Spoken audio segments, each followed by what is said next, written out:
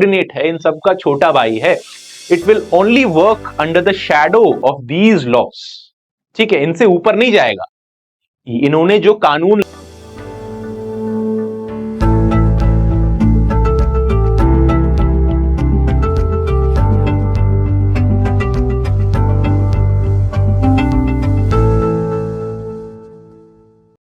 नमस्कार, मैं हूं अभिषेक आर्य और ये है पाठशाला classes. This is the YouTube series for specific relief act. ये इस यूट्यूब सीरीज का तीसरा लेक्चर है जिसमें हम स्पेसिफिक रिलीफ एक्ट के सेक्शन 3 और सेक्शन 4 को डिस्कस करेंगे. So let's begin. I hope you have the bare act for specific relief act. Please open it and these are the section 3 and section 4. In lecture 2 हमने दूसरे lecture में section 1 और section 2 को discuss करा था. Section 1 dealt with the short title, extent and the date of commencement of the specific relief act, whereas section 2 ने हमें ये बताया था कि अगर स्पेसिफिक रिलीफ एक्ट में इन 4 वर्ड्स का यूज होगा तो इन चारों वर्ड का मीनिंग जो होगा वो ये होगा जो सेक्शन 2 ने बताया है. राइट, तो हमने इन दोनों सेक्शन को अच्छे से डिस्कस कर लिया था. Now moving on to section 3. So the heading of section 3 reads as, if you can just zoom it out, it reads as savings. So literally this section is trying to save something.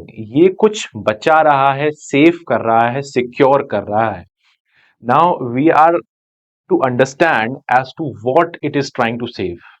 ये किसको बचा रहा है, किससे बचा रहा है, क्या बचा रहा है और क्यों बचा रहा है.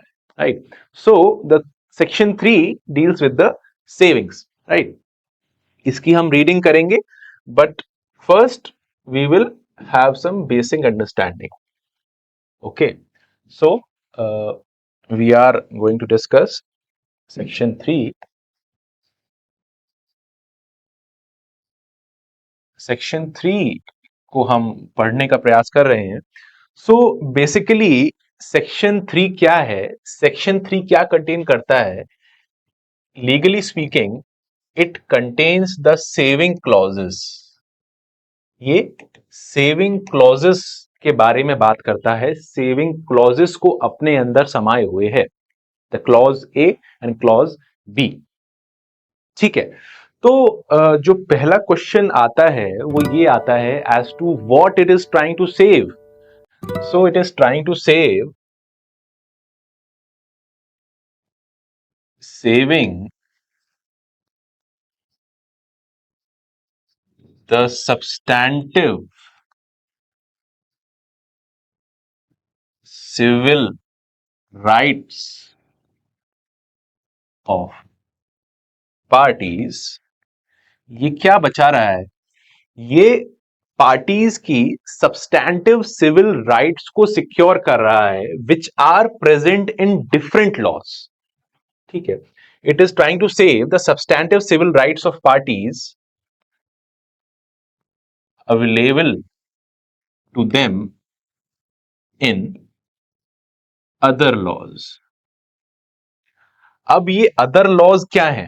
सेक्शन 3 क्या करता है? सेक्शन 3 जो पार्टीज के सब्सटैंटिव सिविल राइट्स हैं दूसरे कानूनों में, उनको किससे बचा रहा है? स्पेसिफिक रिलीफ एक्ट से बचा रहा है, स्पेसिफिक रिलीफ एक्ट के ऑपरेशन से बचा रहा है. ये कहना चाहता है कि स्पेसिफिक रिलीफ एक्ट और उन बाकी लॉज में जो दूसरे सब्सटैंटिव लॉ है उनके बीच में कोई कॉन्ट्राडिक्शन नहीं है, उन दोनों के बीच में कोई लड़ाई नहीं है. They both work parallelly so as to dispense justice. ठीक है, जो बाकी और लॉ हैं जिनके बारे में अभी हम पढ़ेंगे, अदर लॉज जो हमने लिखे हैं, दूसरे लॉज और specific relief act, both laws are not contradicting each other. जो स्पेसिफिक रिलीफ एक्ट में जो भी कानून हम आगे पढ़ेंगे, सेक्शन 3 ये बता रहा है कि वो कानून और इन लॉज में जो भी प्रोविजन दिए गए हैं those are not contradictory. Specific relief act, इन कानूनों में जो भी राइट्स दिए गए हैं पार्टीज को, जो भी प्रोविजंस दिए गए हैं, जो भी लायबिलिटीज इंपोज करी गई हैं, उनसे स्पेसिफिक रिलीफ एक्ट कोई भी छेड़खानी नहीं करता। ये स्पेसिफिक रिलीफ एक्ट इन दूसरे लॉज के ऑपरेशन में, इन्फोर्समेंट में, एप्लीकेशन में कोई भी टांग नहीं अड़ाएगा। ठीक है, now we know that what it is trying to save. It is trying to save the rights of the parties which are available in different laws. जो दूसरे कानूनों में पार्टीज के पास कुछ बहुत से डिफरेंट राइट्स हैं, उनको ये सेक्शन स्पेसिफिक रिलीफ एक्ट के ऑपरेशन से बचा लेता है। ठीक है, so what we have written that this law is saving the substantive civil rights of parties which are available to them in other laws. ठीक है, from specific relief act. ठीक है, अब ये दूसरे सब्सटैंटिव लॉज, सिविल लॉज कौन से हैं? ये हो सकते हैं आपका इंडियन कॉन्ट्रैक्ट एक्ट। ठीक है, मैं शॉर्ट में लिख रहा हूं ICA, it means Indian contract act.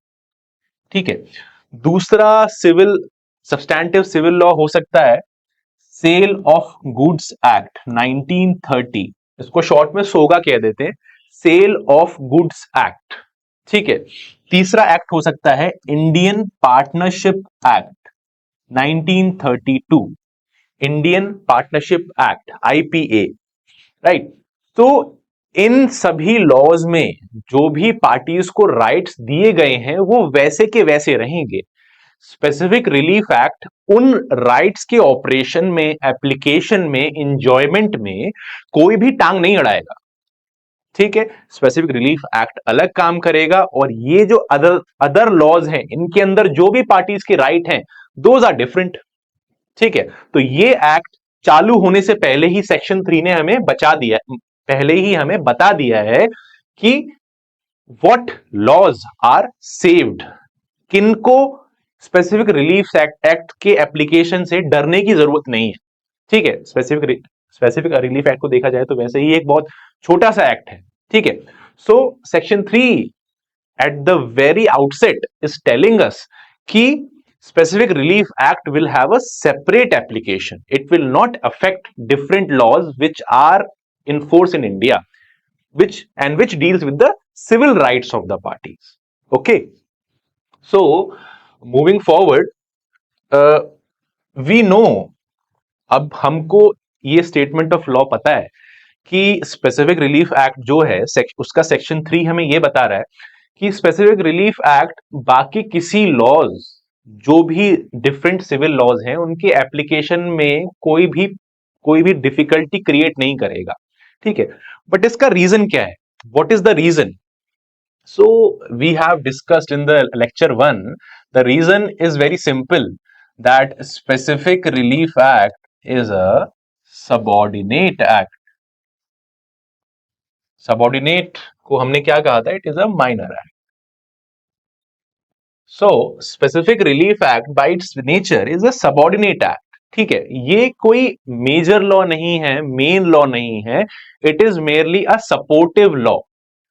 ये एक ऐसा कानून है जो कि मेजर लॉज को और इंपॉर्टेंट लॉज को, जैसे Indian contract act, sale of goods act, Indian partnership act, code of civil procedure, इन सभी लॉज को, इंडियन रजिस्ट्रेशन एक्ट, इन सभी लॉज के फंक्शनिंग में इनको हेल्प करने के लिए है। इन सबका सबऑर्डिनेट है, इन सबका छोटा भाई है। It will only work under the shadow of these laws. ठीक है, इनसे ऊपर नहीं जाएगा। इन्होंने जो कानून ले डाउन कर दिया उसको फॉलो करेगा और अपने प्रिंसिपल से उनके कानून के इन्फोर्समेंट में हेल्प करेगा। It will not act as a speed breaker, right? It will help in their enforcement. इन सभी लॉज में जो भी राइट्स प्रोवाइडेड करे गए हैं पार्टीज को, उनके अच्छे एंजॉयमेंट के लिए, बेटर एनफोर्समेंट के लिए अपनी सेवाएं प्रदान करेगा। ठीक है, so now we know the reason as to why specific relief act has a saving clause.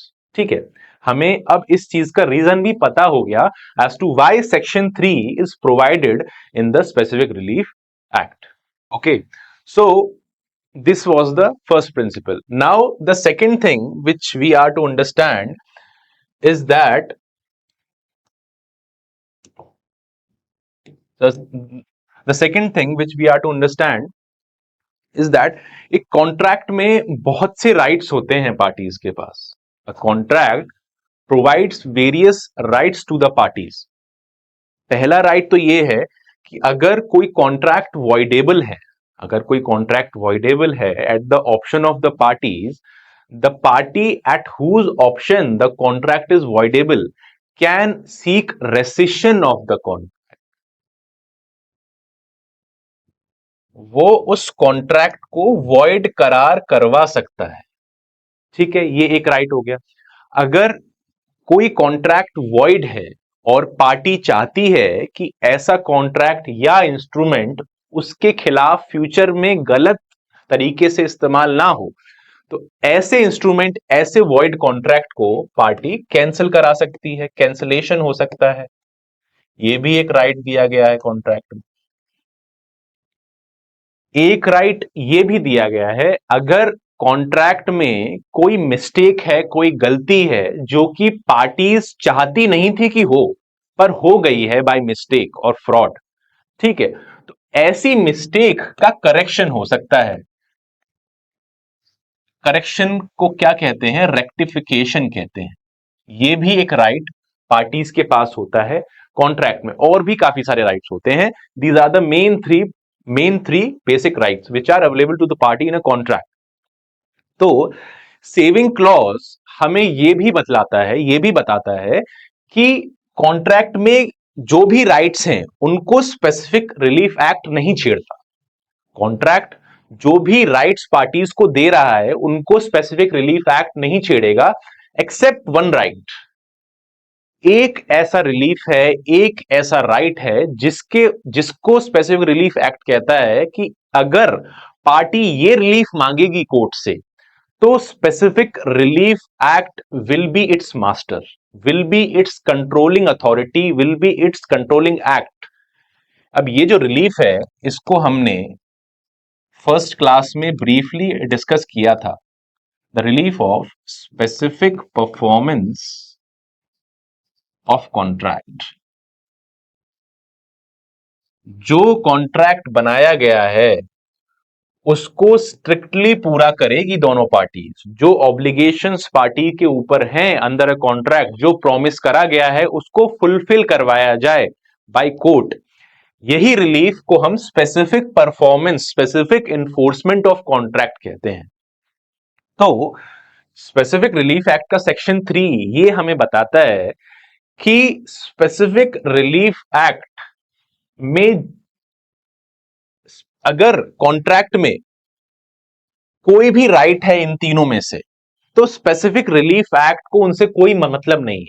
But अगर party specific performance of contract का रिलीफ मांगती है, तो ये relief will only be regulated by the specific relief act. Will only be regulated by the specific relief act. अगर party ये relief मांगेगी court से, तब specific relief act will come in the picture and will say कि नहीं, बाकी किसी law को आप नहीं देखोगे, only I will be it's master, I will be the controlling act.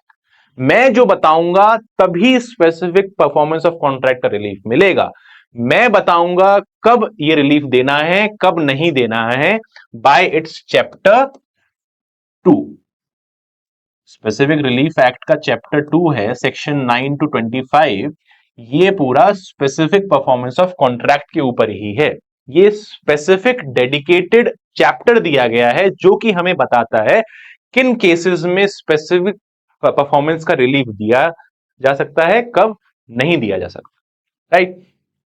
तो बस इस रिलीफ के केस में specific relief act will interfere in any other law and in no other case. अगर party specific performance of contract का relief मांगेगी तभी specific relief act अपनी नींद से उठेगा और कहेगा कि नहीं, अगर ये रिलीफ मांगोगे तो मेरे अंडर ही मांगोगे, इन सेक्शंस के अकॉर्डिंग ही मांगोगे, right? Now this was the basic things. Moving to the bare act, let's do a bare act reading. अब देखें, वी नो दैट, हमको ये पता है, this section is titled savings. So we know that what it is saving. It is saving the different rights which are available to other substantive civil laws. ठीक है. अब ये क्या कहता है? We will try to read it and try to understand. Except as otherwise provided herein. Herein का मतलब क्या है? Specific relief. जैसे हमने सेक्शन 2 के क्लॉज ई में देखा था, यहां भी हेरन यूज हुआ था, तो हमने यहां भी क्या कहा था? हेरन का मतलब क्या है? Specific relief act. Except as otherwise provided herein, nothing in this act shall be deemed. अब इसको हिंदी में अगर समझा जाए, ये बस कुछ फैंसी वर्ड्स में यही कहना चाह रहा है कि जब तक ये एक्ट खुद ना बोले, जब तक ये एक्ट खुद ना कहे, जब तक ये एक्ट खुद कोई एक्सेप्शन प्रोवाइड ना कर दे अपने अंदर, अपने एक्ट में खुद से ना कहे, तब तक यही माना जाएगा हमेशा, तब तक यही माना जाएगा हमेशा कि ये एक्ट कभी भी ऐसा नहीं करेगा, कि ये एक्ट कभी भी ऐसा नहीं करेगा. कैसा? जो क्लॉज ए और बी में दिया गया है. ठीक है. तो ये जो रनिंग वर्ड्स हैं, ये क्या कह रहे हैं? जब तक ये एक्ट खुद ना कहे, जब तक ये एक्ट कोई एक्सेप्शन खुद ना प्रोवाइड करे, हमको हमेशा यही मानना है कि nothing in this act shall be deemed. ये एक्ट कभी भी ये नहीं करेगा. क्या नहीं करेगा? क्लॉज ए में जो बात कही गई है और क्लॉज बी में जो बात कही गई. ठीक है. अब क्लॉज ए को रीड करते हैं. क्या नहीं करेगा? To deprive any person of any right to relief. किसी व्यक्ति से कोई कोई रिलीफ लेने का राइट नहीं छीनेगा. कोई राइट अगर उसे मिल रहा है दूसरे लॉज में, किसी कॉन्ट्रैक्ट में, तो वो चीज स्पेसिफिक रिलीफ एक्ट नहीं छेड़ेगा, उसके इन्फोर्समेंट में इंटरफेयर टांग नहीं अड़ाएगा. It will not act as a speed breaker in its enforcement. To deprive any person of any right to relief. किसी राइट से, किसी रिलीफ से उसे मतलब नहीं है, चाहे आप रेसिशन मांग लो, कैंसिलेशन मांग लो, रेक्टिफिकेशन मांग लो, या कॉन्ट्रैक्ट एक्ट में कोई रिलीफ मांगो, सेल ऑफ गुड्स एक्ट में कोई रिलीफ मांगो, इंडियन पार्टनरशिप एक्ट में कोई रिलीफ मांगो. स्पेसिफिक रिलीफ एक्ट किसी भी राइट से छेड़खानी नहीं करेगा. Except, but, other than. इसका मतलब क्या है? एक्सेप्ट, बस एक ही ऐसा रिलीफ है जहां उसे मतलब है. अगर आप एक रिलीफ मांगोगे, ऐसा कोई स्पेसिफिक रिलीफ, तब specific relief act will come into picture and will say कि नहीं, अगर आप ये रिलीफ मांगते हो तो बस मुझसे ही मांगोगे, मेरे सेक्शंस के थ्रू ही आपको ये रिलीफ मिलेगा. ऐसा क्या रिलीफ था? Other than specific performance which he may have under the any contract. ठीक है. तो क्लॉज ए का मतलब सिंपल भाषा में यही है जो हमने इस बेयर एक्ट रीडिंग से पहले समझ लिया है, कि स्पेसिफिक परफॉर्मेंस के अलावा और कोई भी रिलीफ, कोई भी राइट से स्पेसिफिक रिलीफ एक्ट को मतलब नहीं है. अगर स्पेसिफिक परफॉर्मेंस का रिलीफ मांगते हो, तभी स्पेसिफिक रिलीफ एक्ट इंटरफेयर करता है. इसके अलावा कभी भी ये नहीं माना जाएगा, nothing in this act shall be deemed, जब तक कोई एक्सेप्शन खुद ना प्रोवाइड करा जाए इस एक्ट के द्वारा, कि ये किसी पर्सन के राइट टू रिलीफ को नहीं छीनता, डिप्राइव नहीं करता उसे उसके राइट से, except other than specific performance, क्योंकि ये रिलीफ वो खुद देगा. ओके. तो I hope the first clause is clear, right? तो इसमें और कुछ नहीं है, मेन बात यही है. ठीक है. अब ये पहली बात हो गई जो क्लॉज ए बताता है. ठीक है. ये क्लॉज ए का एक डायमेंशन है. Okay. The second dimension which is important for us for the purpose of mains. ठीक है. एक मेंस का सवाल ये बन जाता है कि explain the savings clause under specific relief act. ये एमपी में मध्य प्रदेश सिविल जज एग्जामिनेशन में 5 मार्क्स में पूछा जा चुका है। ठीक है, तो इसमें आपको यही समझाना है जो हम अब तक डिस्कस करते आए हैं इन योर ओन वर्ड्स, और you can use my words also. You have to write these things in few lines only. ठीक है, 5-6 लाइनों में आप अपनी बात को कह देंगे, आपको 5 में से 4 4.5 आराम से मिल जाएंगे। Okay, now the second aspect which we are to discuss, which is important for the purposes of mains, is yet another a basic concept which we discussed in the first class। ये एक मूलभूत सिद्धांत है जो हमने पहली class में सीखा था। वो क्या था कि जब एक लीगल राइट का वॉयलेशन होता है, जब हमारे कानूनी अधिकार का हनन होता है, तो कानून हमें एक नया राइट दे देता है। जिस राइट को हमने सीखा था, जिस राइट को, लीगल राइट के वॉयलेशन पर अगर कोई हमारा अधिकार हमसे छीना जाता है, तो हमने ये सीखा था कि हमको कानून एक नया अधिकार दे देता है। उस अधिकार को क्या कहते हैं? कॉज ऑफ एक्शन कहते हैं। उस अधिकार को कॉज ऑफ एक्शन कहते हैं। Cause of action is nothing but the locus standi in a civil case. एक सिविल केस में आप कोर्ट में जाने का अधिकार, for getting a legal relief, एक लीगल रेमेडी के लिए आप कोर्ट में जा पाए, इस अधिकार को कॉज ऑफ एक्शन कहा जाता है। तो कॉज ऑफ एक्शन अराइज होने के बाद we will go to the court and court will give us a relief. Court will give us a relief. हमने ये भी सीखा था कि रिलीफ 2 प्रकार के होते हैं। The reliefs are of 2 kind.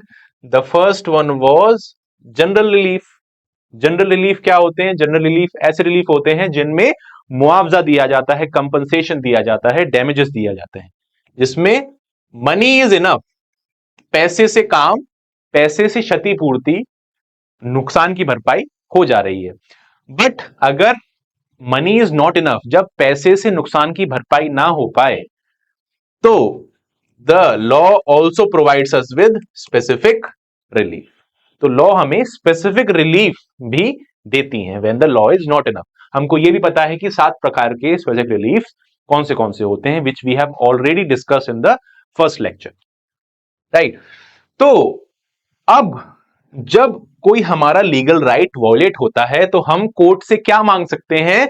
General relief भी मांग सकते हैं, स्पेसिफिक रिलीफ भी मांग सकते हैं। अब क्लॉज ए हमको यह बता देता है इनडायरेक्टली कि we can either take general relief, या तो हम पैसे ले लें या स्पेसिफिक रिलीफ ले लें, कोई स्पेसिफिक रिलीफ एक्ट से, या फिर दोनों ले लें, राइट। तो इसके कहने का मतलब क्या है? We can write it down,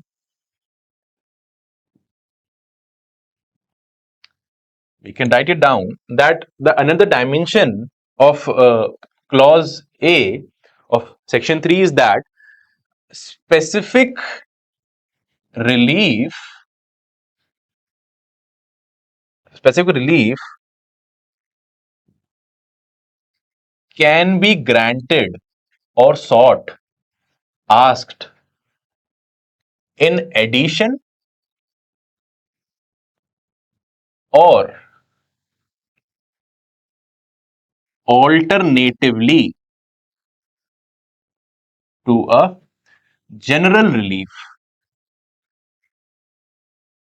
आप कोर्ट से रिलीफ मांगने जाते हैं, तो लॉ आपको यह अधिकार दे रहा है, या तो आप स्पेसिफिक रिलीफ और जनरल रिलीफ दोनों ले लें, पैसे भी ले लें और स्पेसिफिक रिलीफ भी मांग लें, या फिर दोनों में से कोई एक ले लें। एडिशन में मतलब दोनों साथ साथ, या फिर ऑल्टरनेटिवली दिस और दैट, या तो ये स्पेसिफिक रिलीफ या फिर वो general relief.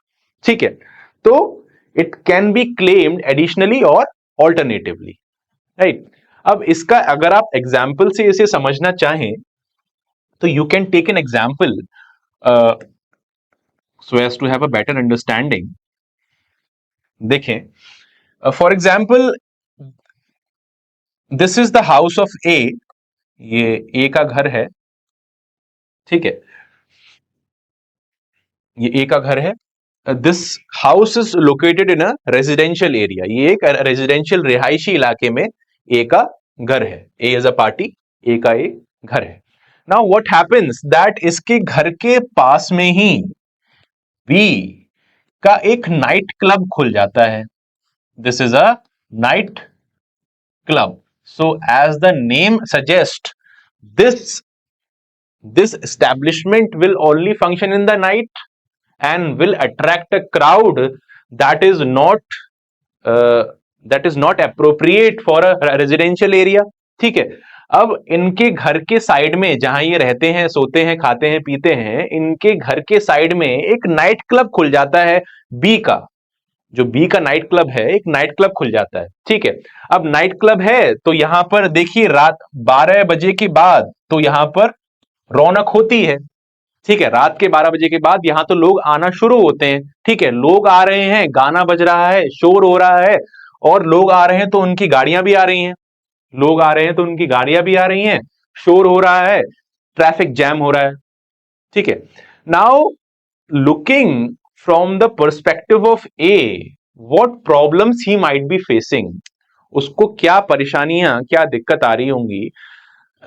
Logically and legally speaking both, he will be having some interference, unreasonable interference in the enjoyment of this property। ये जिस घर में सुख शांति से रहना चाहते थे वहां रह नहीं पा रहे हैं, अपने घर का एंजॉयमेंट ही नहीं कर पा रहे। इन्होंने इतना अच्छा, इतना बड़ा घर बना तो लिया है, पर क्योंकि इनके साइड में कुछ इंटरफेरेंस हो रहा है, इनके रहने में कुछ दिक्कत आ रही है। क्यों? Because of the conduct, because of the establishment of B. ठीक है, अब ये क्या है? This activity of B, this transaction by B is nothing but a टॉट ऑफ न्यूसेंस। ये क्या है? टॉट ऑफ न्यूसेंस है। The act, the conduct of B is creating nuisance for A.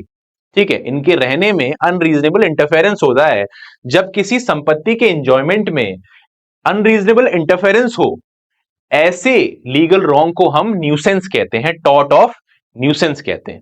ठीक है, तो अब टॉट ऑफ न्यूसेंस होने पर एक लीगल राइट वॉयलेट हो रहा है इनका, ए का, to reside peacefully in his house. ठीक है, इनका लीगल राइट इनसे छीन लिया गया, तो इनके पास क्या अराइज हो गया? कॉज ऑफ एक्शन अराइज हो गया, COA, in short cause of action. Cause of action के साथ ये कोर्ट में जाएंगे, कोर्ट से रिलीफ मांगेंगे। अब हमने ये प्रिंसिपल सीख लिया है, जनरल रिलीफ भी मांग सकते हैं, स्पेसिफिक रिलीफ भी मांग सकते हैं, और दोनों भी मांग सकते हैं। ठीक है, तो I will move to the next slide. For nuisance, टॉट ऑफ न्यूसेंस के लिए हमारे पास दो ऑप्शंस हो गए। अब we can seek general relief. We know that in general relief we will get money. तो ए, जिनका राइट वॉयलेट हुआ है, वो चाहें तो बी से कुछ मुआवजा ले सकते हैं, उनसे कुछ पैसे ले सकते हैं, या फिर एंड इसके साथ, और या तो ये या फिर दोनों, he can get a specific relief. अब इनको ऐसा स्पेसिफिक रिलीफ चाहिए कोर्ट से जिसके द्वारा कोर्ट बी को ऑर्डर करे कि you should stop this business, you should take your business elsewhere. क्योंकि ये एक रिहायशी इलाका है, यहां पर आप ऐसे एस्टेब्लिशमेंट को नहीं खोल सकते जिससे लोगों को डिस्टरबेंस हो। ठीक है, सो ऐसा रिलीफ जिससे किसी व्यक्ति को कोई काम करने से रोका जाए, a judicial order by which a person is restrained from doing an act, this type of specific relief is called as injunction. ऐसे स्पेसिफिक रिलीफ को हम इंजंक्शन नाम से जानते हैं। इंजंक्शन कहा जाए इन जनरल पार्लेंस, इसको लोग स्टे ऑर्डर भी कह देते हैं, स्टे मिल गया साहब। ठीक है, but there is a basic difference between stay and injunction. ठीक है, which we will discuss later when we will discuss injunctions. Okay, so this person A, जिसका घर था और जिसको रातों की नींद खराब हो गई थी due to the establishment of the club beside his house, he can seek a general relief from the court, he can take money from B, or and take a injunction from the court कि वो इस club को बंद कर दें, ठीक है, इस क्लब का बिजनेस अपना बंद कर दें, इस क्लब को और कहीं ले जाएं ताकि हमको डिस्टरबेंस ना हो।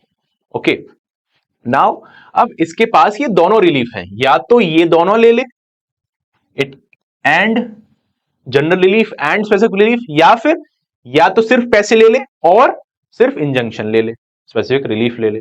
ठीक है, ये पार्टी का ऑप्शन है, ये ए के पास ऑप्शन दिया गया है स्पेसिफिक रिलीफ एक्ट द्वारा। ठीक है, या तो आप सीधा पैसे मांग लो, या फिर स्पेसिफिक रिलीफ मांग लो, या फिर दोनों ही ले लो, दोनों ही रिलीफ एंजॉय कर सकते हो। ठीक है, तो ये हमें क्लॉज ए ने बताया है।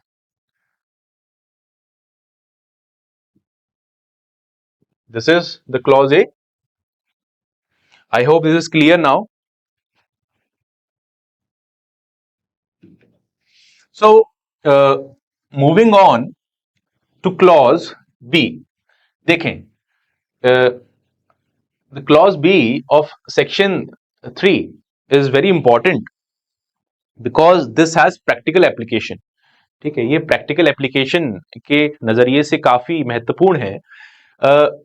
सेक्शन 3 वही कह रहा है, फिर से हम इस बात पे आएंगे कि nothing except as otherwise provided. जब तक ये एक्ट खुद ना कहे, हमेशा यही समझा जाएगा कि ये एक्ट कभी ये नहीं करेगा, क्या नहीं करेगा, to affect the operation of Indian registration act 1908 on the documents.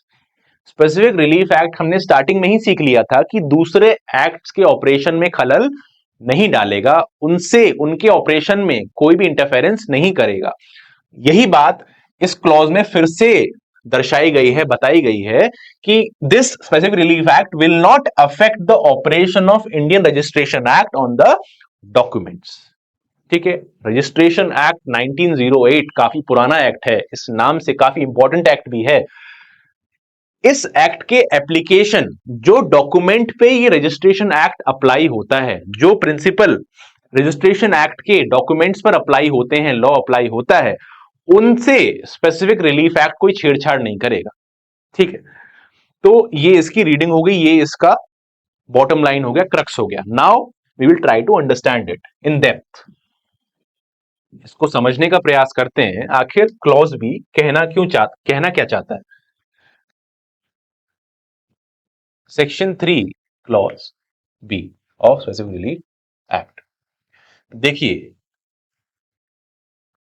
पहली बात ये क्या कह रहा है, पहली बात ये कहना चाहता है कि if any relief, you can write these things down in your registers, in short, any relief claimed under the specific relief act which are based on the documents,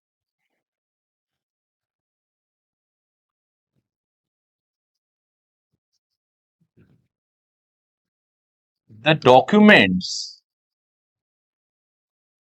अगर आप कोई ऐसा स्पेसिफिक रिलीफ चाहते हैं जो कि किसी दस्तावेज पर बेस्ड है, तो उन डॉक्यूमेंट्स को मस्ट सेटिस्फाई द प्रोविजंस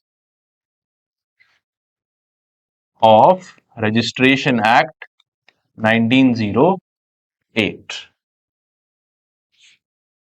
ठीक है, सिंपल सी बात यही है कि अगर स्पेसिफिक रिलीफ एक्ट में आप कोई रिलीफ चाहते हैं, कोई स्पेसिफिक रिलीफ चाहते हैं जो किसी डॉक्यूमेंट पे बेस्ड है, डॉक्यूमेंट उस ट्रांजैक्शन में कहीं आता है, ठीक है, तो उस डॉक्यूमेंट को रजिस्ट्रेशन एक्ट में जो कानून, जो सिद्धांत बताए गए हैं, उन पर खरा उतरना पड़ेगा।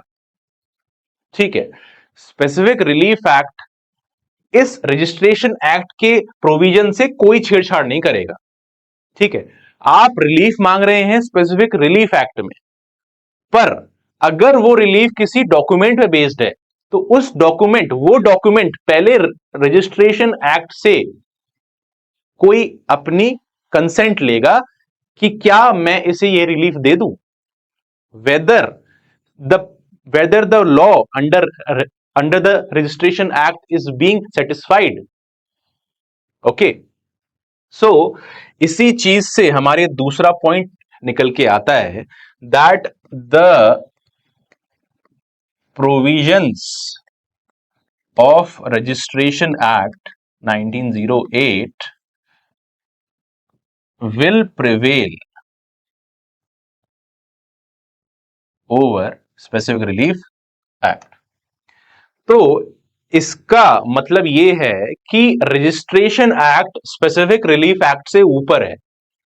हमने इस चीज को पहले ही देखा था कि स्पेसिफिक रिलीफ एक्ट का जो नेचर है, it is a subordinate act, it will work under the shadow of different major loss.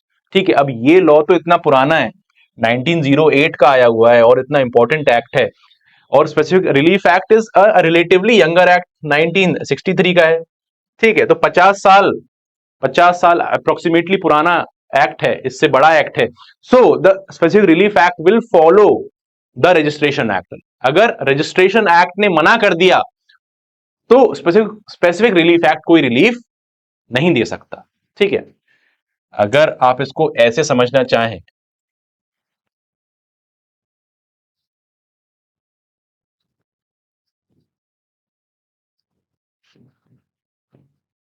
कोई एक्ट है, सेम काम है, सेम रिलीफ है, अगर स्पेसिफिक रिलीफ एक्ट बोलता है कि हां ये रिलीफ मिलना चाहिए, yes this relief can be granted under the specific relief act, specific relief act के अकॉर्डिंग उसके सारे लॉ फुलफिल हो रहे हैं, सारे प्रिंसिपल फॉलो हो रहे हैं, ये रिलीफ मिल जाना चाहिए जो पार्टी रिलीफ मांग रही है।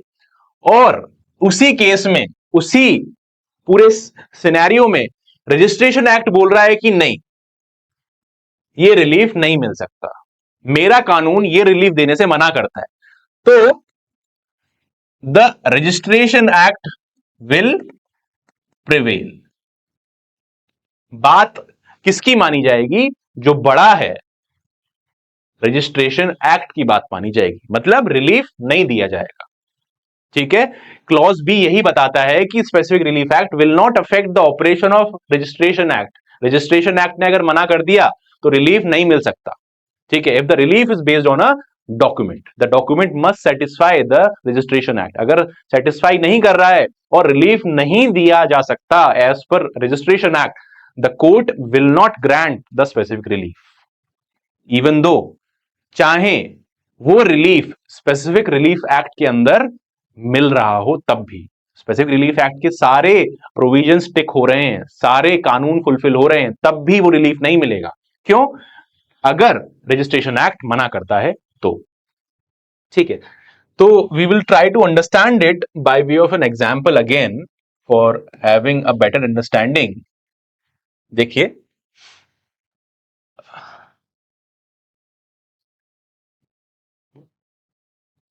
इससे पहले, इस एग्जाम्पल को पढ़ने से पहले I think it is important that we know as to what is a registration act. I think ये जानना ज्यादा जरूरी है कि why this act is important and why this act is given precedence over specific relief act. देखिए, registration act एक ऐसा act है 1908 का जो कि ये बताता है कि all instruments must be registered।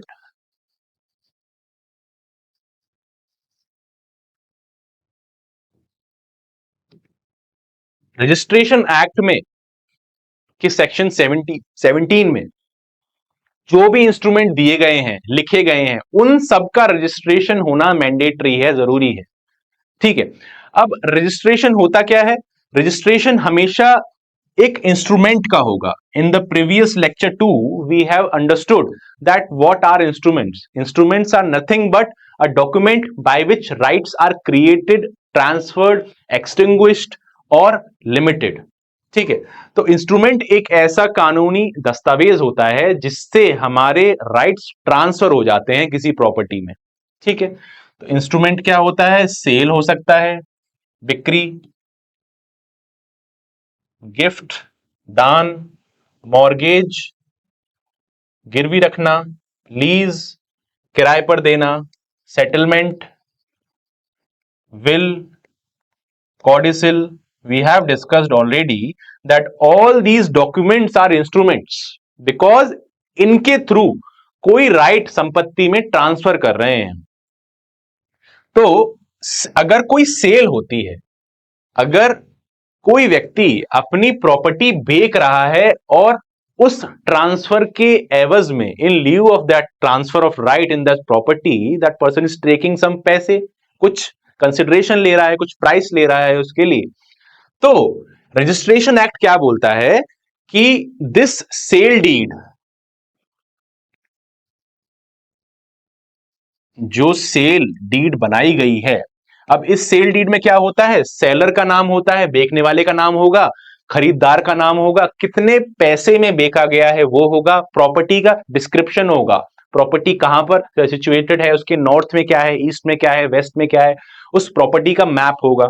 ठीक है, and it will have the signature of witnesses, signature and thumb impression of the witnesses, seller and buyer. अब रजिस्ट्रेशन एक्ट क्या बोलता है कि ये जो सेल डीड है, ये जो डॉक्यूमेंट बनाया गया है, डॉक्यूमेंट बनाया गया है स्टाम्प पेपर पर, इस डॉक्यूमेंट को रजिस्ट्रार के पास जाकर एक रजिस्ट्रेशन फीस देनी पड़ेगी, तब उसका रजिस्ट्रेशन होगा, तब उस डॉक्यूमेंट को रजिस्टर्ड माना जाएगा एक रजिस्ट्रेशन फीस देकर। तो अब इस रजिस्ट्रे the main point which arises is to what is the need of this registration. आखिर सरकार हमसे रजिस्ट्रेशन फीस ले ही क्यों रही है? हम चाहें तो ट्रांसफर करें, चाहें तो गिफ्ट करें, चाहे मॉर्गेज करें, लीज करें, why the government is taking a registration fees for हम फ्रॉम अस? इस रजिस्ट्रेशन फीस को लेने का रीजन क्या है? इस रजिस्ट्रेशन एक्ट के होने का ऑब्जेक्ट क्या है? ठीक है, so the object of taking the registration fees, of having a registration act, is to have a record, proof, evidence of the transaction. इस रजिस्ट्रेशन एक्ट का होने का रीजन यही है ताकि ये जो सेल हुई है, जो गिफ्ट हुआ है, जो मॉर्गेज हुआ है, जो लीज पर, जो किराए पर प्रॉपर्टी दी गई है, उसका कुछ प्रूफ रहे गवर्नमेंट के पास, उसका कुछ रिकॉर्ड रहे गवर्नमेंट के पास, कुछ एविडेंस, कुछ साक्ष्य रहे, ताकि यह साबित हो सके कि ये ट्रांजैक्शन, ये सेल या गिफ्ट हुआ था दोनों पार्टीज के बीच में।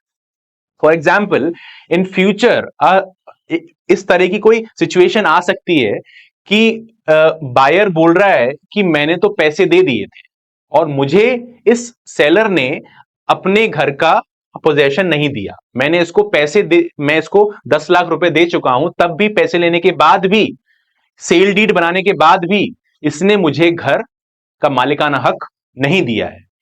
पर सेलर ये बोल रहा है कि मैंने ऐसा कोई सेल डीड बनाई ही नहीं, मैंने कोई पैसे लिए ही नहीं। अब ये कहां से प्रूव होगा? ये प्रूव हो सकता है by the act of registration, क्योंकि अगर उन दोनों पार्टीज ने सेल डीड बनाई होगी तो उसका रजिस्ट्रेशन भी जरूर करवाया होगा। अगर रजिस्ट्रेशन करवाया होगा तो गवर्नमेंट के पास उस सेल डीड की एक कॉपी होगी जिससे वो सेल का प्रूफ, का रिकॉर्ड, का एविडेंस दिया जा सकता है। ठीक है,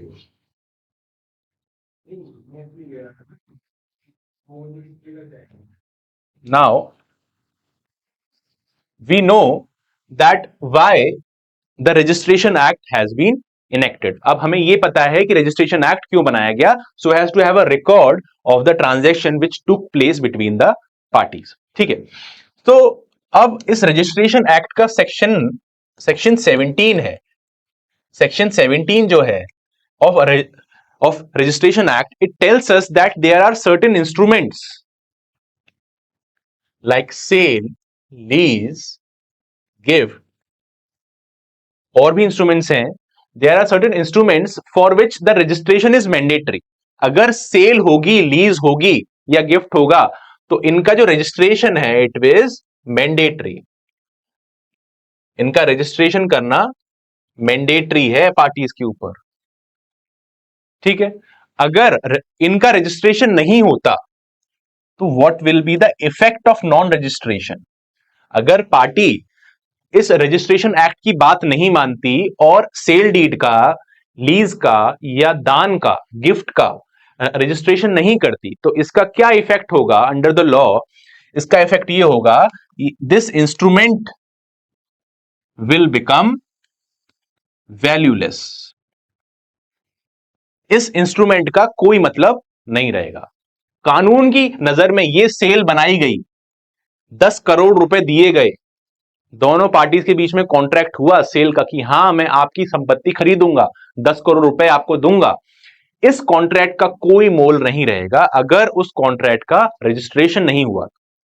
so the instrument will be valueless without the registration. अगर रजिस्ट्रेशन एक्ट बोलता है कि इसका रजिस्ट्रेशन करना मैंडेटरी है और पार्टीज अगर उसका रजिस्ट्रेशन नहीं करती, तो this instrument will be valueless.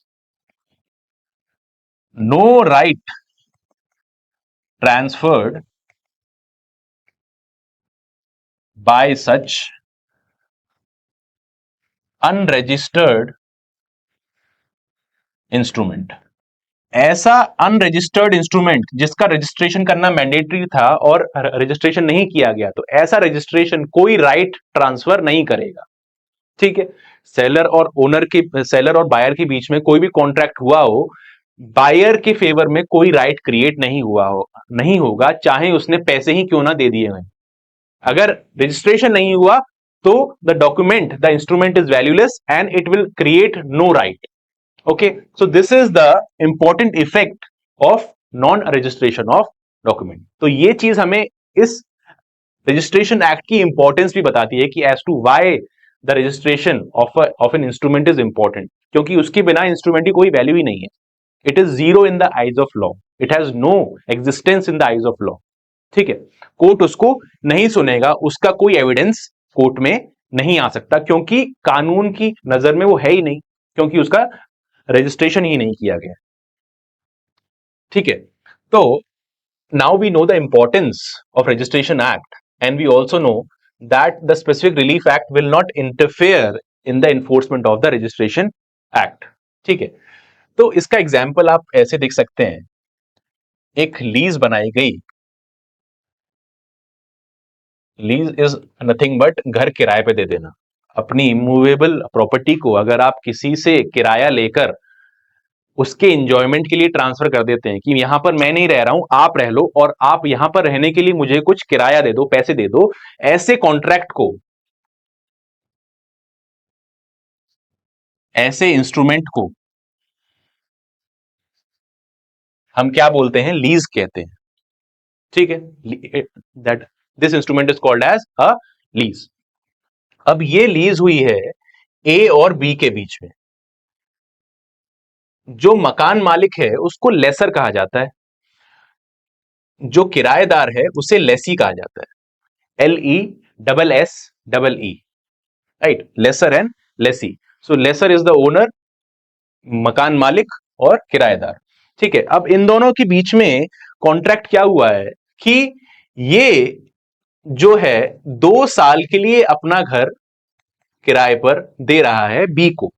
ठीक है, फॉर 10,000 रुपीज पर मंथ, जिसमें 1 महीने का एडवांस ले लिया जाएगा। 2 साल के लिए इन दोनों के बीच में किराए पर घर देने का कॉन्ट्रैक्ट हो गया है। ठीक है, अब इन दोनों के बीच में ये कॉन्ट्रैक्ट हो गया है। ये कॉन्ट्रैक्ट होने के बाद बी जहां पहले रहते थे वो घर छोड़ के आ गए। ठीक है, अब सारा सामान लेकर ए के घर के सामने आके खड़े हो गए जहां पर उसे किराए पर रहना था। ए ने क्या करा? अब ये घर किराए पर देने से मना कर दिया, ये घर किराए पर देने से मना कर दिया। ठीक है, now this is the situation which is being happened. तो अब ये जो 2 साल की लीज है, as per registration act section 17 के according, this instrument is mandatorily registrable. Mandatory इसका रजिस्ट्रेशन होना जरूरी है। ये लीज, ये कॉन्ट्रैक्ट, ये इंस्ट्रूमेंट रजिस्टर्ड होना जरूरी था, but it was not registered. In this case this contract was not registered, right. So now be felt cheated. उसको लगा कि मैं अपना सारा सामान लेकर आ गया, अब मेरे पास कोई घर नहीं है, मैं कहां रहूंगा? So he went to the court. वो कोर्ट में गए and from the court he asked a specific relief. उन्होंने कोर्ट से एक स्पेसिफिक रिलीफ मांगा, the relief of specific performance of contract. हम दोनों के बीच में जो कॉन्ट्रैक्ट हुआ था उसको पूरा करवाया जाए। मतलब ए ने क्या वादा किया था कि I will give this house to you for 2 years by taking 10,000 rupees rent per month. B कह रहा है कि मैं रेंट देने के लिए राजी हूं, ये मुझे घर दें। Court should court should force him so that he should transfer this house to me so that I can reside in it as a tenant, as a lessee। इस स्पेसिफिक रिलीफ को हम स्पेसिफिक परफॉर्मेंस ऑफ कॉन्ट्रैक्ट कहते हैं, जिस जिस जब court parties को force करे अपने कॉन्ट्रैक्ट को फुलफिल करने के लिए, जो आपने वादा करा है, जो प्रॉमिस करी है, उसे पूरा करिए। ठीक है। नाउ ये स्पेसिफिक रिलीफ एक्ट के अंदर लिया जाएगा। ठीक है। हमने क्लॉज ए ऑफ सेक्शन 3 में यह सीखा है कि अगर स्पेसिफिक परफॉर्मेंस एक्ट का रिलीफ मांगा जाएगा तो ये रिलीफ स्पेसिफिक रिलीफ एक्ट ही देगा अंडर चैप्टर 2, और किसी एक्ट के अंदर हम और किसी लॉ के अंदर हम नहीं देखेंगे। ठीक है। तो as per the law this relief should be granted, as per the logic, as per the justice and as per law this relief should be granted, right. But what does the registration act say in this case? अब specific relief act तो कह रहा है कि yes, relief मिलना चाहिए, इसने वादा करा है तो पूरा करना चाहिए। अगर इसने कहा था घर मैं अपना किराए पर दूंगा, इसको घर किराए पर देना चाहिए। But registration act is saying कि no, this instrument was required to be registered. क्योंकि ये रजिस्टर नहीं हुआ तो this instrument is valueless and it will not create any right. ये इंस्ट्रूमेंट हमारी नजर में शून्य है, कानून की नजर में शून्य है, ये कोई अधिकार ट्रांसफर नहीं करेगा in the favour of B, in the favour of lessee, transferee. ठीक है। So specific relief act is saying yes, registration act is saying no. We know, हमको ये पता है कि we will follow the registration act because the specific relief act under section 3 clause b has declared that it will not affect the operation of registration act, so we are bound to follow the registration act। जो registration act बोलेगा हम वो follow करेंगे। so it is saying no, we will also say no to b। हम b को भी मना कर देंगे, no, you will not get any specific relief in this case, as the registration act is denying it because the relief is claimed on the basis of a document। एक lease के basis पर specific relief मांगा गया है, जो कि एक document है, कॉन्ट्रैक्ट है, इंस्ट्रूमेंट है, इसके बेसिस पर एक रिलीफ मांगा गया है कि ये डॉक्यूमेंट कह रहा है कि हमें रिलीफ दो, बट ये जो डॉक्यूमेंट है it must satisfy the registration act. Registration act के सेक्शन 17 को सेटिस्फाई नहीं कर रहा है, इस वजह से registration act will refuse the relief and so specific relief act will also say no. Okay, so this was the bottom line, crux rather. इन दोनों क्लॉजेस में इन चीजों से ज्यादा कुछ नहीं पूछा जा सकता। I think this is more than enough which we have discussed, right? This is sufficient for our pre, mains as well as interview। ठीक, this is exhaustive discussion, right? Now moving forward to section 4। अब section 4 को शुरू करने से पहले, section 4 को शुरू करने से पहले हमें यह जानना जरूरी है कि substantive civil law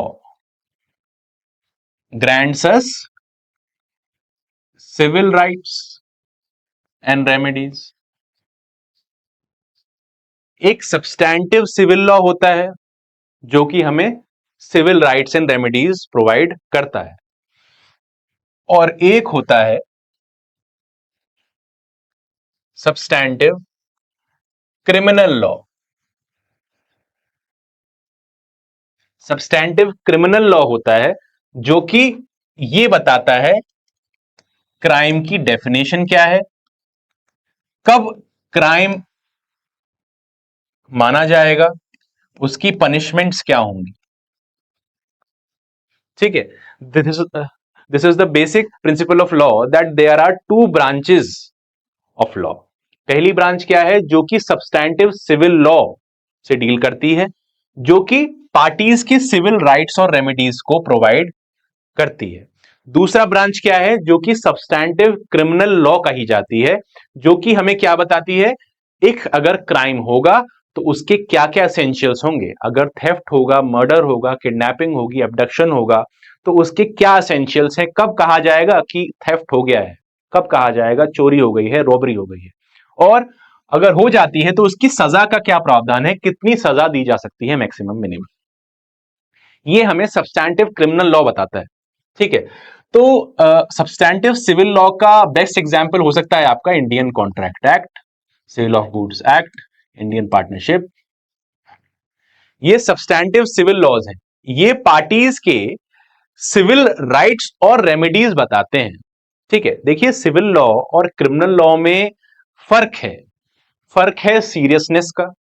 civil law or civil wrongs are less serious, crime are more serious.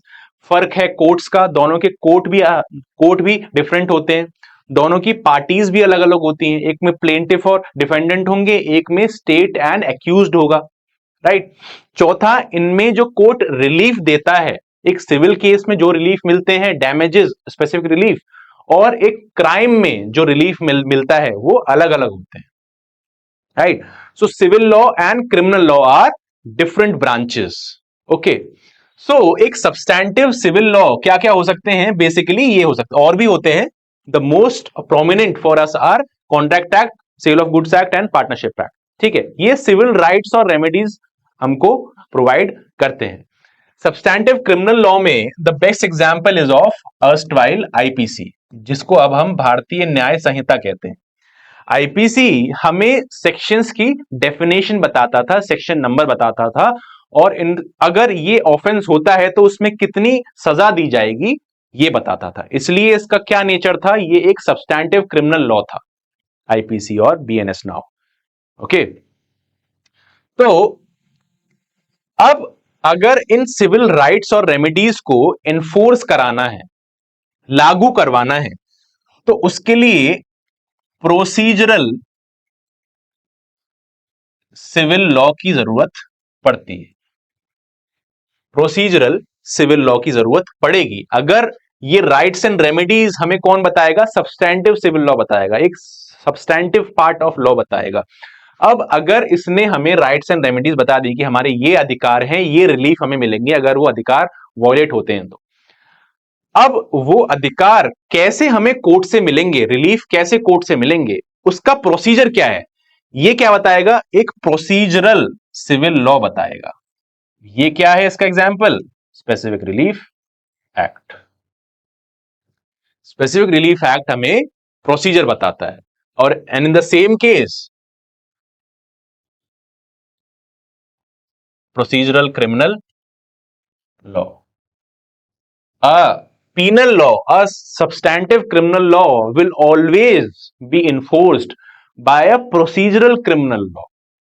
ठीक है, अब हमें यह पता है कि थेफ्ट हुआ है या मर्डर हुआ है, but what law will tell us, ये कौन सा कानून हमें बताएगा कि अगर हमें फर्स्ट इंफॉर्मेशन रिपोर्ट लॉन्च करनी है तो हम कहां करेंगे, कौन सा कोर्ट इन सब ऑफेंसेस को ट्राई करेगा।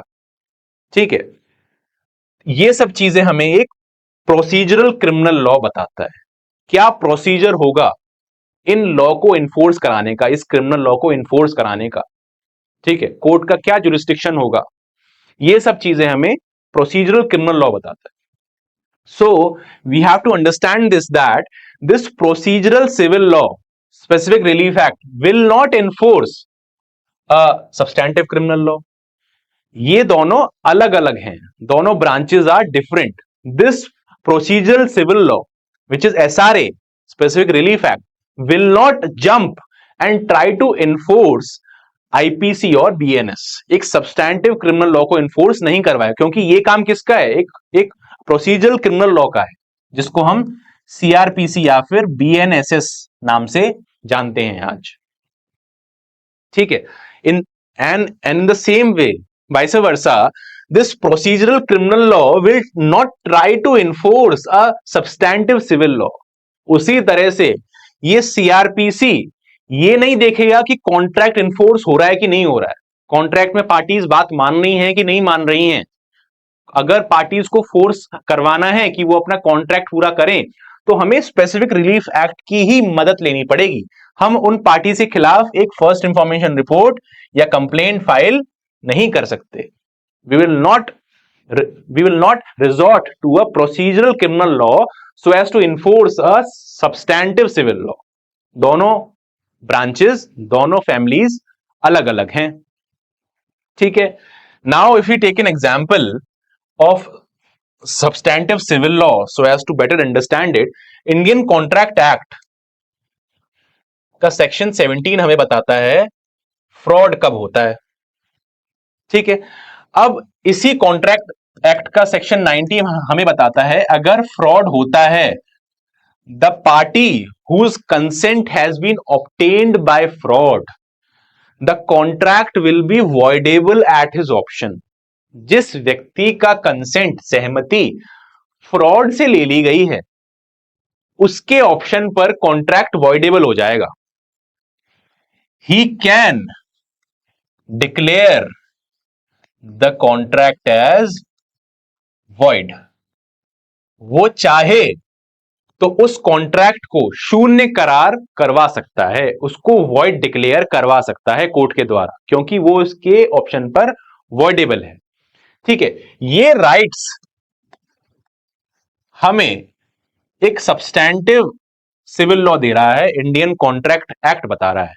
बस हमें यहीं तक सीमित रखता है, हमारे क्या राइट हैं, क्या रेमेडी है, बस यही बता रहा है। अगर फ्रॉड होता है तो भाई आपके फेवर में जो कॉन्ट्रैक्ट बनाया गया है, आपसे अगर सहमति फ्रॉडुलेंटली ली गई है तो कॉन्ट्रैक्ट जो आपने बना दिया है जिसमें आप आ गए हैं वो आप वॉइडेबल है आपके लिए, आप चाहें तो उसको वॉइड करार करवा सकते हैं।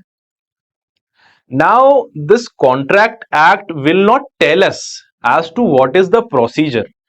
ये क्या प्रोसीजर होगा जिसके थ्रू हम वॉइड डिक्लेयर करवा पाएंगे इस कॉन्ट्रैक्ट को? What is that procedure?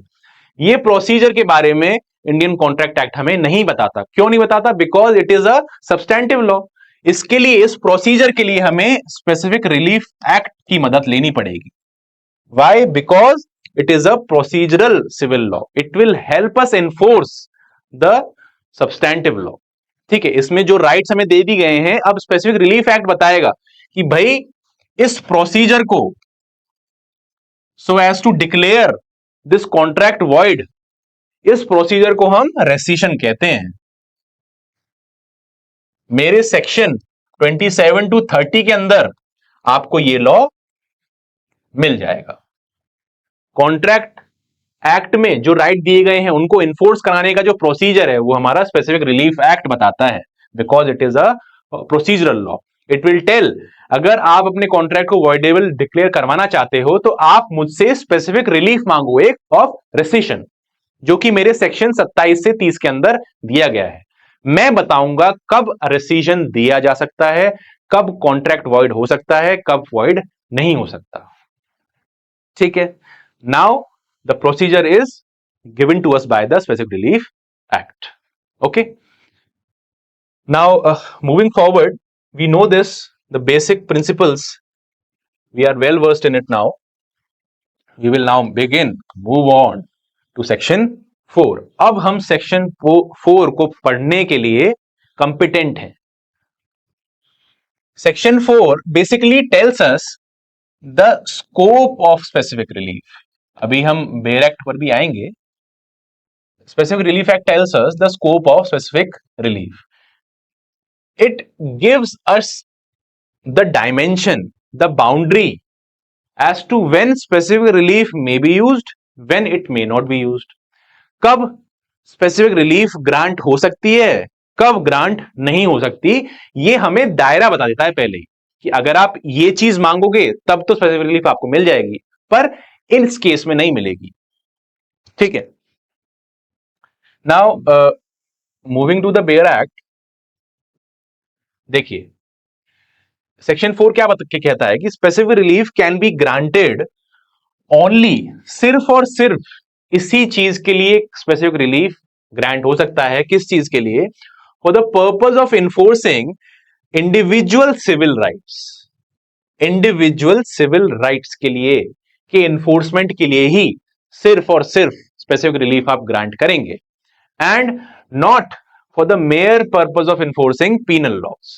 ठीक है, वही बात आ गई, आप किसी पीनल लॉ को किसी सिविल लॉ से इन्फोर्स नहीं करवा सकते। ठीक है, both are different things, both are distinct things. Okay, specific relief can granted only for the purpose of enforcing individual civil rights. ठीक है, अब यहां पे शब्द पर हमें ध्यान देना है, इंडिविजुअल सिविल राइट्स हैं, not public civil rights. Okay, I will take you back to the board. Specific relief is granted only for the purpose of enforcing individual civil rights। अब ये सिविल राइट्स और remedies को enforce तो करा रहा है, पर इसने एक चीज और कह दी कि मेरा स्कोप क्या है, I am here to enforce only individual civil rights. ठीक है, नॉट पब्लिक सिविल राइट्स। अब इंडिविजुअल सिविल राइट्स होते क्या हैं, कौन से केसेस में अराइज होते हैं? इंडिविजुअल सिविल राइट्स ऐसे होते हैं where only two parties are concern, it is private transaction, दो लोगों के बीच की बात है। ठीक है, दो लोगों से ज्यादा किसी को इसमें मतलब नहीं होता। Only individual rights are concern, individual civil rights are concern, right, and not public rights, जिसमें बहुत से लोगों का सिविल राइट वॉयलेट हो रहा हो। ऐसे सिचुएशंस में स्पेसिफिक रिलीफ एक्ट के पास हम नहीं जाएंगे, हम ऐसे सिनेरियोज में ही जाएंगे जब कोई इंडिविजुअल राइट का हनन हो रहा हो और हमें उसे इन्फोर्स करवाना हो, और उसके लिए हम स्पेसिफिक रिलीफ मांग रहे हो। अब ऐसे केसेस कौन से होते हैं? प्रॉपर्टी के डिस्प्यूट्स होते हैं, कॉन्ट्रैक्ट के डिस्प्यूट्स होते हैं, और मैरिज से रिलेटेड डिस्प्यूट्स होते हैं ब्रॉडली। ठीक है, टॉर्ट्स हो जाते हैं। अब ये ऐसे केसेस हैं जहां पर mostly only to individuals are concerned. ठीक है, इसमें हमें समाज से, जनता से, we are not concern with the public, we are just confining ourself, the scope is just confined to individual civil rights, enforcing individual civil rights, हमें बाकियों से मतलब नहीं है। ठीक है, so the next thing is that it is only enforcing individual civil rights. ये एक चीज और कह रहा है, it is not used for the mere purpose of enforcing penal laws. देखिए फिर से, it specific relief can be granted only, ये चीज हमने सीख ली, सिर्फ किसी लिए ग्रांट कर सकते हैं। स्पेसिफिक रिलीफ एक्ट क्यों है? Only for the purpose of enforcing individual civil rights and not public civil rights. ठीक है, एंड और ये भी हमें ध्यान देना है, not for the mere purpose of enforcing a penal law. Mere purpose, देखिए यहां जो शब्द मेयर यूज हुआ है, मेयर, इसका मतलब है ओनली। आप स्पेसिफिक रिलीफ एक्ट का इस्तेमाल कब नहीं करेंगे? जब आपका मकसद एक ही है, your sole object is to enforce a substantive criminal law. आपका एक ही उद्देश्य है, मेयर पर्पज यही है, ओनली पर्पज, ऑब्जेक्ट यही है कि आप स्पेसिफिक रिलीफ के माध्यम से, एक सिविल लॉ के माध्यम से एक क्रिमिनल लॉ को इन्फोर्स करवा रहे हो। अगर आप ऐसा चाहते हो तो ऐसा नहीं हो सकता, ये नहीं हो पाएगा। फॉर एग्जाम्पल, आपको पता चला कि एक व्यक्ति चोरी या फिर मर्डर करने वाला है, चोरी या मर्डर करने वाला है। You went to a civil court, आप सिविल कोर्ट में गए और आपने क्या करा कि सर मुझे पता है कि आप इंजंक्शन ग्रांट कर सकते हैं, आपके पास ये स्पेसिफिक रिलीफ ग्रांट करने का राइट है, that you can stop a person from doing an act. मैं चाहता हूं कि आप इस व्यक्ति को मर्डर या थेफ्ट करने से रोक दें। मैं चाहता हूं कि आप एक सिविल लॉ के माध्यम से, एक सिविल रिलीफ के माध्यम से एक क्रिमिनल लॉ को होने, एक क्रिमिनल ऑफेंस को होने से रोक दें। This thing is not allowed, ये चीज अलाउड नहीं है बाय सेक्शन 4, ये स्पेसिफिक रिलीफ ग्रांट नहीं हो सकता।